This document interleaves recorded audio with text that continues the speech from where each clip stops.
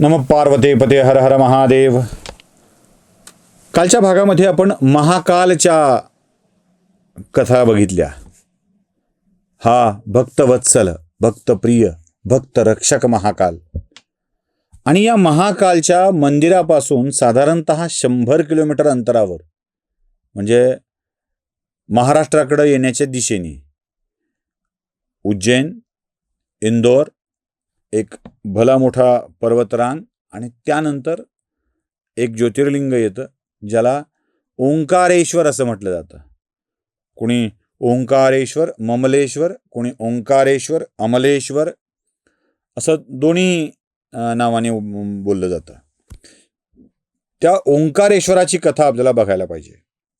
विंध्य पर्वतावरती, विंध्य पर्वतरांगामध्ये एक नर्मदा तटावरची पर्वतरांग जी ओमच्या आकारात आहे. पर्वत स्वतः ओमच्या आकारात आहे. त्या पर्वताच्या शिखरावरती हे ओंकारेश्वराचं मंदिर सजलेलं आहे. तिथे जाताना 2 मार्ग आहेत. नर्मदेवर उभारलेल्या उत्तुंग पुलावरूनही जाता येतं, अथवा बोटीतूनही प्रवास करून जाता येतं. बोटीतून प्रवास करून गेल्यावर एक अवघड चढ तुम्हाला चढावा लागतो. घाट चढून वर जावं लागतं आणि मग बारीकशा वाराणसीच्या बोळीची बरोबरी करणाऱ्या छोट्या छोट्या बोळीतून तुम्हाला दर्शनाला जाता येतं. गर्दी अफाट असते. त्यात चढ उतार असे प्रकार असल्यामुळं दर्शनासाठीचा अधिकचा त्रास होत असतो. पण एक विलक्षण समाधान त्या दर्शनाने आपल्याला मिळतं. या ओंकारेश्वराची कथा ही नारदाच्या कथेशी संबंधित आहे. नारदांना भटकंतीची सवय. नारद नुसती भटकंती करत नव्हत्या. नारद अशा काहीतरी काड्या करून जायचे की ज्या काड्यांनी मोठं मोठं घडायचं. म्हणजे याची खबर त्याला सांग, तुझ्याकडं काय नाही ते सांग, तुझ्याकडं काय जास्त झालंय ते सांग, असं करत नारदांना फिरायची सवय होती. नारद हे कळीचे नारद म्हणवले जातात. कळीचे म्हणजे कळीचा मुद्दा उपस्थित करणारे, कळलावे नाही कळीचा मुद्दा उपस्थित करणारे नारद म्हणून गणले जातात. नारद भटकंती करत करत करत असेच एकदा विंध्य पर्वतावरती आले. आणि या विंध्य पर्वतावरती आल्यानंतर नारदांनी थेट त्या विंध्य पर्वताचीच भेट घेतली. विंध्य पर्वताने नारदांचं स्वागत केलं आणि अभिमानाने नारदांना सांगू लागला. जरा अभिमान आलाय विंध्य पर्वताला. तो म्हणाला, बघा नारद मुनी, माझा परिसर किती सुजलाम सुफलाम आहे.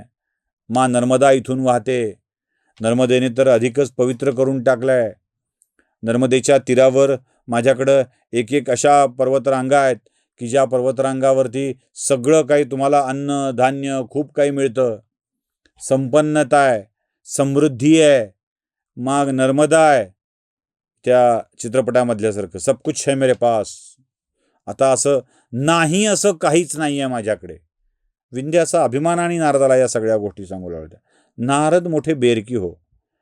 एखाद्याला त्याच्या काही असल्याची जाणीव व्हायला लागली की नारद ते बरोबर त्याला जागेवर आणतात. नारद हसू लागले आणि मंद स्मित करत मौन धारण करून राहिले. आता हे नारदाचं हसणं या विंध्य पर्वताला अस्वस्थ करून जाऊ लागला. ते म्हणाला, तुम्ही बोलत काय नाहीत? मी एवढं माझं तुम्हाला सांगतोय, तुम्ही काहीच बोलत नाहीत, काहीच सांगत नाहीत, काहीतरी गडबड आहे. नारद म्हणाले, जाऊ दे ना, कशाला तुला उगाच सांगायचं काय, तुला उगाच पुन्हा अजून त्रास होईल. नाही नाही नाही, सांगितलं पाहिजे. अरे नको रे बाबा, तू माझ्या तोंडून ऐकशील आणि पुन्हा तुला वाईट वाटेल, आपल्याकडे हे नाही असं वाटेल. नाही म्हणलं, सांगा ना काय ते. काय झालं म्हणले, काही दिवसापूर्वीच मी मेरू पर्वतावर गेलो होतो आणि मेरू पर्वताची उंची बघ, थेट देवलोकापर्यंत त्याची उंची पोचते. अरे हिमालय तर थेट देवलोकच बनलेला आहे, इतका तो उंच आहे. एकेका पर्वताची ख्याती तुला काय सांगू. अरे त्याची उंची, त्याची भव्यता, त्याची दिव्यता बघून काही पर्वतावर तर देवानी आपलं अस्तित्व करून ठेवलंय. त्या क्रौंच पर्वतावर भगवान शिव राहायला गेले रे, पार्वती मातेसह. काय त्या क्रौंच पर्वताचं वैशिष्ट्य आहे. हिमालय बघ, तो किती मोठा पर्वत आहे. मेरू पर्वत बघ, देवलोकांना गाठावं इतकी उंची अनेक पर्वतांची आली आहे. तुझ्याकडं तर मला काहीच दिसत नाही. झालं. विंध्याच्या वर्मावर बोट ठेवल्या गेलं. तो जो असा अभिमानाने फुगून गेला होता ना, एकदम एखाद्या हवा भरलेल्या फुग्याला टाचणी मारावी तसा ते अकसून कसा येतो ना, तशी विंध्याची अवस्था झाली. तो म्हणला, खरं आहे ते चित्रपट नाही का तो, सब कुछ भगवान का दिया, सब कुछ है मेरे पास, घर है, गाडी है, दौलत है. आणि मग तो म्हणतो मेरे पास माँ है. आणि एका माँ या शब्दाने ते घर, गाडी, दौलत वाला सगळा ठुस्स होऊन जातो. तसं नारदानी सगळी संपन्नता आहे, समृद्धता आहे, विपुलता आहे, नर्मदा आहे, पाणी आहे, पवित्रता आहे, हे सांगायला विंध्यानं सुरुवात केल्याबरोबर नारदाने सांगितलं, अरे त्यांच्याकडे बघ, त्यांच्याकडे देव आहे, तुझ्याकडे कुठे आहे? हे अवघड काम आहे. माझ्याकडे देव नाही, माझ्याकडे देव नाही तर मला देवाचं अस्तित्व माझ्यात आणायला हवं. बघा स्पर्धा कशी असते. त्यांचा रस्ता देवलोकापर्यंत जातो, मी मलाच देवलोक करून टाकलं तर, मीच देवलोक झालो तर किती छान ना. विंध्यानं ठरवलं की जिथल्या पर्वताच्या भागामध्ये ओमचा आकार ज्या पर्वतानं धारण केलेला आहे त्या पर्वतरांगेवरती त्याने भगवान शिवाची पार्थिव मूर्ती तयार केली. लिंग नाही, पार्थिव मूर्ती तयार केली. आणि भगवान शिवांचं घनघोर तप करायला सुरुवात केली. बस रोज त्याचा नित्यक्रम झाला, तो शिवाच्या आराधनेमध्ये लीन झाला. शेवटी एक क्षण असा आला, आशुतोष आहेत भगवान शिव, लवकर प्रसन्न होतात. त्या विंध्य पर्वताच्या तपश्चर्येने भगवान शिव प्रसन्न झाले. म्हणाले, तुझ्या तपश्चर्येने मी प्रसन्न झालोय, माग तुला काय मागायचं ते.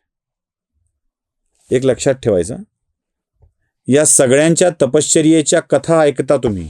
यानं तपश्चर्या केली, देव प्रसन्न झाले, त्यानं तपश्चर्या केली, देव प्रसन्न झाले, आणि मग त्याला माग तुला काय मागायचं ते म्हणाले. मला कुणीही सांगावं,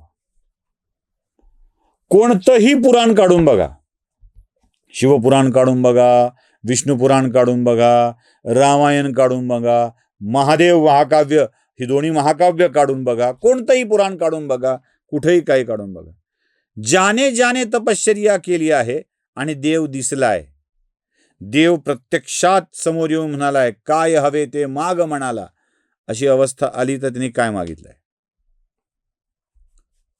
कोणाही जीवाचा नघडो मत्सर वर्म सर्वेश्वर पूजनाचे.